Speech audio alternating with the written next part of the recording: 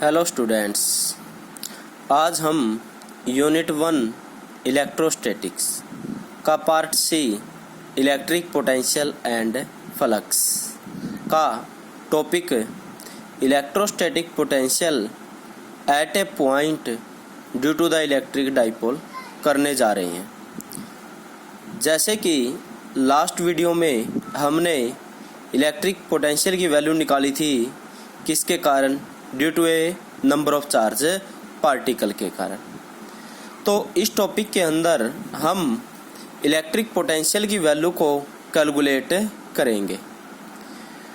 जो electric potential की value है वह हम कैलकुलेट करेंगे एट पॉइंट पी पर। किसके कारण? इलेक्ट्रिक डाइपोल के कारण। अब हम बात करेंगे इलेक्ट्रिक डाइपोल होता क्या है। Two equal and opposite charge, मतलब दो चार्ज पार्टिकल जिनके ऊपर चार्ज की वैल्यू सेम है बट दोनों पर चार्ज कैसे है? अपोजिट।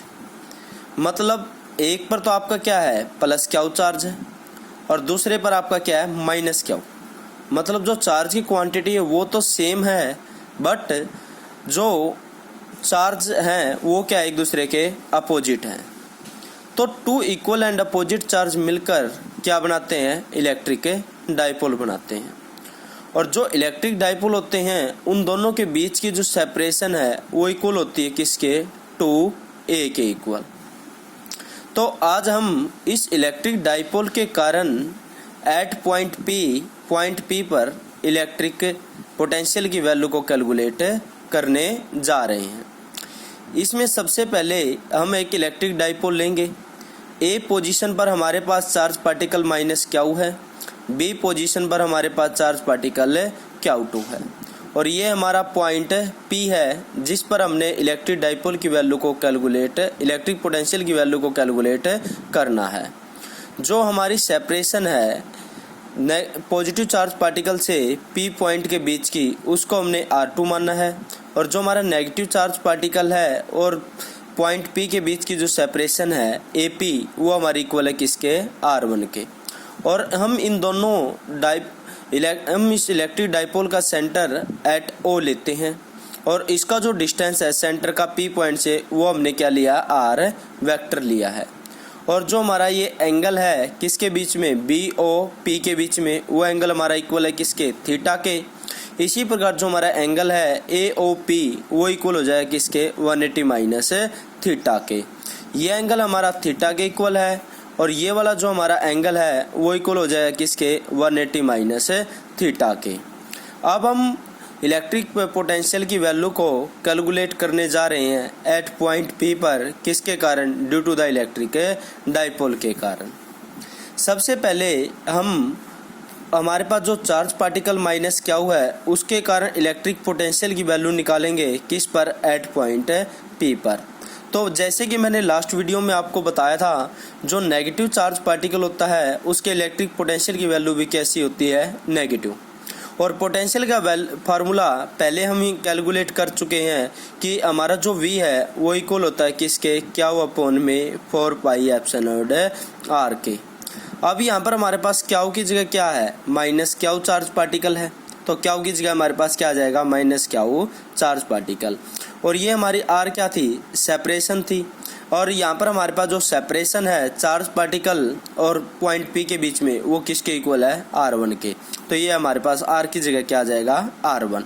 तो नेगेटिव चार्ज पार्टिकल के कारण इलेक्ट्रिक पोटेंशियल की वैल्यू हमारे पास कितनी हो जाएगी? V1 is equal to minus q upon में 4 पाई एप्सिलॉन R1।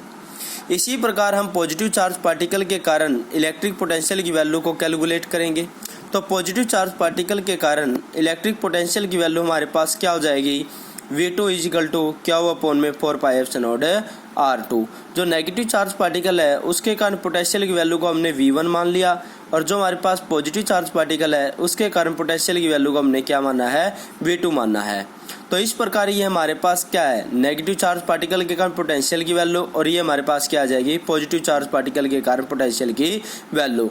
अब हमने क्या करना है, इस पॉइंट पी पर दोनों के कारण इलेक्ट्रिक डाइपोल के कारण टोटल पोटेंशियल की वैल्यू को कैलकुलेट करना है।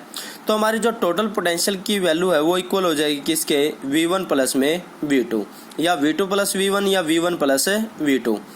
तो यहाँ पर हम V2 की वैल्यू को पुट करेंगे, तो V2 की वैल्यू हमारे पास कितनी है, क्या वो अपॉन में 4πε0 है R2, और V1 की वैल्यू हमारे पास कितनी है, माइनस क्या हो अपॉन में 4πε0 है R1। तो इन दोनों के अंदर हम क्या हुआ अपॉन में 4πε0 को कॉमन निकालेंगे, तो यहाँ हमारे पास क्या बच जाएगा 1/R2 माइनस 1/R1। अब हमारे लिए अब मेन प्रॉब्लम है, यहाँ पर हमने क्या करना है, R1 और R2 की वैल्यू को कैलकुलेट करना है। तो सबसे पहले हम R1 की वैल्यू को कैलकुलेट करेंगे। तो हमारा जो R1 है ये, इसके अंदर हम ज्योमेट्री का यूज करेंगे, जो आप +1 क्लास में आपने पैरेललोग्राम ला, ट्रायंगल ला किया था, उसका यूज करके यहाँ पर हम R1 और R2 की वैल्यू को कैलकुलेट करेंगे। तो यहाँ पर हमारे पास ट्रायंगल कौन सी है, AOP, तो इसके अंदर हम ट्रायंगल लॉ का यूज करेंगे। तो ये हमारे पास ट्रायंगल लॉ का यूज करेंगे, तो हमारे पास जो क्या है, R1 का स्क्वायर है वो इक्वल हो जाए किसके, R1 का जो स्क्वायर है वो इक्वल हो जाए किसके, R स्क्वायर। ये आपके पास क्या है, जो सेपरेशन, टोटल सेपरेशन कितनी थी 2a, तो ये सेपरेशन आपके पास कितनी हो जाएगी a, और ये सेपरेशन कितनी हो जाएगी a। तो आपके पास 2 साइड्स है, एक साइड से आपके पास तो आपके पास ये ट्रायंगल की 3 साइड्स है, एक आपके पास R वेक्टर है, एक R1 है, और एक आपके पास a है। तो यहाँ पर जो R1 है आपका क्या है, रिजल्टेंट वेक्टर है।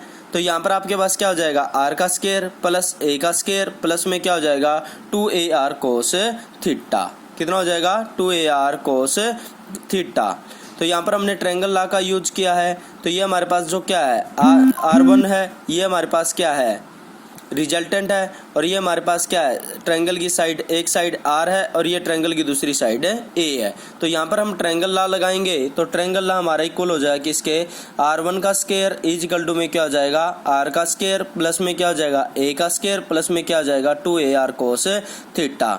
इसी प्रकार हम सेकंड ट्रायंगल का यूज करके BOP, तो यहाँ पर हमारे पास जो R है वो क्या है, जो R2 है यहाँ पर हमारे पास क्या है रिजल्टेंट है, और 2 साइड हमारे पास ट्रायंगल की क्या है R और A।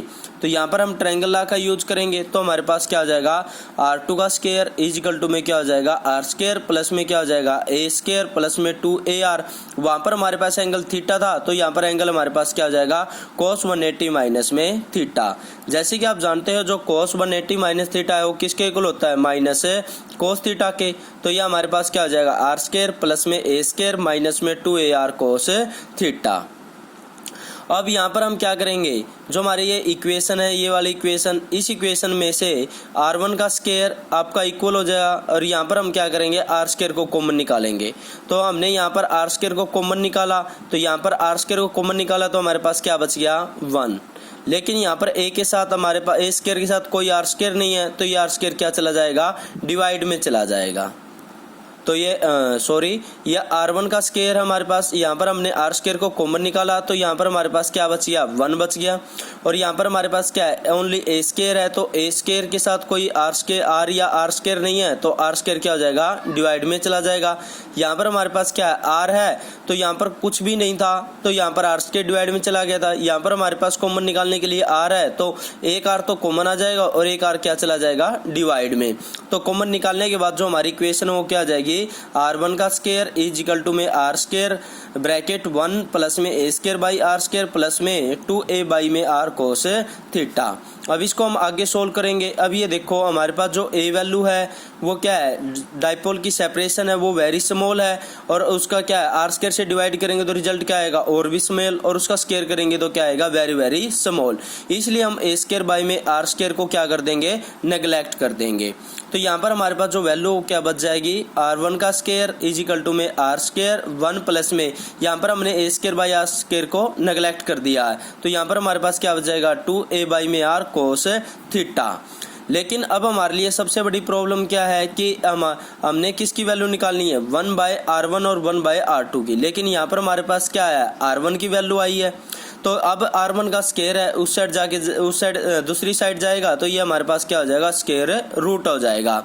यहाँ पर आपके पास किसकी वैल्यू आ गई है, R1 की वैल्यू आ गई है। बट प्रॉब्लम क्या है, हमें वैल्यू किसकी चाहिए, 1/R1 की। तो हम इसको क्या कर देंगे, डिवाइड कर देंगे 1 से। तो ये 1/R हो जाएगा, इसको भी 1 से डिवाइड करेंगे तो आपका ये क्या हो जाएगा, 1 में R ब्रैकेट 1 प्लस में 2a में R cos थीटा की पावर 1/2। लेकिन इस पावर को हम ऊपर लेके आएंगे तो क्या हो जाएगी, माइनस हो जाएगी, ठीक है ना। यहाँ पर आपके पास क्या था, R स्क्वायर था, तो स्क्वायर का स्क्वायर रूट करोगे तो यहाँ पर ओनली R बच जाएगा और यहाँ पर इस पूरे की पावर आप हो जाएगी, ठीक है। तो अब हमारे पास जो क्या है वैल्यू है, तो डिवाइड तो हमने इसको भी 1 से किया है, लेकिन ये क्या है, इसको ऊपर लेके आएंगे तो ये पावर हमारी क्या हो जाएगी, माइनस की हो जाएगी, ठीक है। और ये यहाँ पर आपका क्या रहेगा, 1 में R ही रहेगा, ठीक है। 1/R1 इज इक्वल टू में 1/R, 1 प्लस में 2a में R कोस थीटा माइनस की पावर माइनस 1/2। तो ये आपके पास कितना है, 1 में R, ठीक है। तो इसी प्रकार सिमिलरली आप ये किसको, R2 की वैल्यू को निकालोगे सेम मेथड का यूज करके। बस उसमें आपका डिफरेंस क्या रहेगा, डिफरेंस ये रहेगा कि यहाँ पर जहाँ पर आपके पास क्या है, इसमें जहाँ पर हम लगा कंटिन्यू प्लस का यूज कर रहे हैं, वहाँ पर इसमें क्या जो R2 की वैल्यू क्या आ जाएगी, माइनस में आ जाएगी। अब देखो जैसे कि आपने यहाँ पर 1/R1 की वैल्यू निकाली थी, 1/R 1 प्लस में 2a cos थीटा की पावर माइनस 1/2। यहाँ पर अब हमने क्या किया, इसी के अंदर बाइनोमियल थ्योरम का यूज किया है। अब बात क्या होती, अब बात आती है कि बाइनोमियल थ्योरम होती क्या है।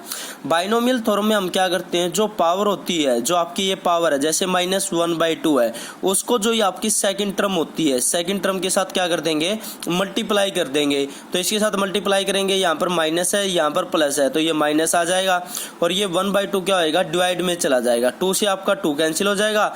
यहाँ पर आपके पास जो 1/R1 है उसकी वैल्यू क्या बच जाएगी, R1 माइनस में a में R cos थीटा, ठीक है। इसी प्रकार हम इसके अंदर क्या करेंगे, अब R2 की वैल्यू को कैलकुलेट करेंगे। तो सिमिलरली भी सिर्फ इसमें क्या फर्क आएगा, जहां पर आपके पास माइनस था वहां पर क्या आ जाएगा, प्लस, क्योंकि इसमें हम स्टार्टिंग में प्लस लेके चलते हैं तो लास्ट में हमारे पास यहाँ पर रिजल्ट माइनस का आ जाता है। अब स्टार्टिंग में इसमें हम माइनस लेके चलेंगे सेम मेथड का यूज करके और यहाँ पर हमारे पास क्या आ जाएगा, प्लस। तो इस प्रकार ये 1/R1 और 1/R2 की वैल्यू को हम कैलकुलेट कर लेंगे। उसके बाद हम जो हमारी वैल्यू 1/R2 और 1/R1 की वैल्यू आई है उसको हम यहाँ पर पुट करेंगे। तो हमारे पास क्या है, क्या वो अपॉन में 4 देखो यहाँ पर भी हमारे पास क्या है, 1/R है। इन दोनों में क्या है, इन दोनों की वैल्यू पुट करेंगे, 1/R तो कॉमन आ जाएगा, क्या वो अपॉन में 4 तो पहले ही कॉमन था। अब 1/R हमारे पास इसके साथ है और 1/R इसके साथ है, इन दोनों के साथ हमारे पास क्या आ जाएगा, 1/R कॉमन आ जाएगा। तो 1/R तो यहाँ पर हमारे पास क्या हो जाएगा, v इक्वल टू क्या वो अपॉन में 4π/r और यहाँ पर क्या हो जाएगा, 1 प्लस में ये वैल्यू पुट कर देंगे हम इसकी, R2 की जगह हमारे पास क्या आ जाएगा, 1 प्लस में a में R cos थीटा और माइनस, यहाँ पर आपके पास माइनस था, R1 की वैल्यू पुट करेंगे 1 माइनस में a में R cos थीटा। यहाँ पर हमने R1 और R2 की वैल्यू को पुट कर दिया तो बाहर माइनस है, माइनस का हो जाएगा, माइनस माइनस ये प्लस का हो जाएगा, 1 से 1 कैंसिल हो जाएगा और यहाँ पर आपके पास क्या बच जाएगा, Q dot two a cos theta 4π/, एक R तो ये अंदर है, एक R यहाँ से, तो ये R² बन जाएगा। जैसे कि आप जानते हो क्यू इंटू में 2a ये किसके इक्वल होता है, डाइपोल मोमेंट के, और डाइपोल मोमेंट को हम रिप्रेजेंट करते हैं किससे, p से। तो यहाँ पर आपके पास कितना हो जाएगा, p cos थीटा 4π/r²। तो ये आपके पास क्या आ गई, इलेक्ट्रिक पोटेंशियल की वैल्यू आ गई, किस पर, एट ए पॉइंट p पर, किसके कारण, ड्यू टू इलेक्ट्रिक डाइपोल के कारण। अब बात कुछ हमारे इसके अंदर 2 स्पेशल केस होते हैं। स्पेशल केस का मीनिंग है कि अगर हमारा जो ये p पॉइंट है, ये आपका p पॉइंट कहाँ पर था, एट एन एंगल पे था। अगर इस p पॉइंट को हम अलोंग द एक्सिस ले लेते हैं, एक्सिस मतलब इस प्रकार यहाँ पर ले लेते हैं p पॉइंट, तो उस टाइम हमारे पास पोटेंशियल की वैल्यू क्या हो गई, जब आपका ये p पॉइंट यहाँ पर आ जाएगा तो आपकी थीटा की वैल्यू क्या हो जाएगी, या तो 0 होगी या फिर पाई होगी। तो ये 0 या पाई होगी, यहाँ पर हम cos 0 पुट करेंगे, cos 0 किसके इक्वल होता है, 1 के, और cos पाई पुट करोगे तो किसके इक्वल होता है, -1 के। तो यहाँ पर आपके पोटेंशियल की वैल्यू क्या आ जाएगी, प्लस माइनस p अपॉन में 4π/r²। अगर आप 0 लोगे तो यहाँ पर 0 के लिए तो पॉजिटिव आ जाएगा, और अगर आप थीटा की वैल्यू पाई ले रहे हो तो यहाँ पर पोटेंशियल में जो क्या है, पोटेंशियल की वैल्यू क्या आएगी, नेगेटिव। अब हम बात करते हैं at equatorial plane. Equatorial plane का मतलब है कि जब आपका ये आपका पी पॉइंट बिल्कुल क्या हो, इसके परपेंडिकुलर हो, उस टाइम आपके पास क्या है पोटेंशियल की वैल्यू कितनी होगी। तो परपेंडिकुलर होगा तो थीटा की वैल्यू हमारे पास कितनी होगी 90, और जैसे कि आप जानते हो cos 90 किसके इक्वल होता है 0, और पोटेंशियल की वैल्यू क्या हो जाएगी 0। अगर आपका P point along the axis होगा तो आपकी पोटेंशियल की वैल्यू क्या होगी v इक्वल टू में प्लस माइनस p अपॉन में 4 pi epsilon not r square. लेकिन अगर आपका जो पी पॉइंट है वो बिल्कुल क्या होगा आपके परपेंडिकुलर होगा, एट एंगल 90 पर होगा, तो उस टाइम आपकी पोटेंशियल की वैल्यू क्या होगी 0। Okay students, thank you.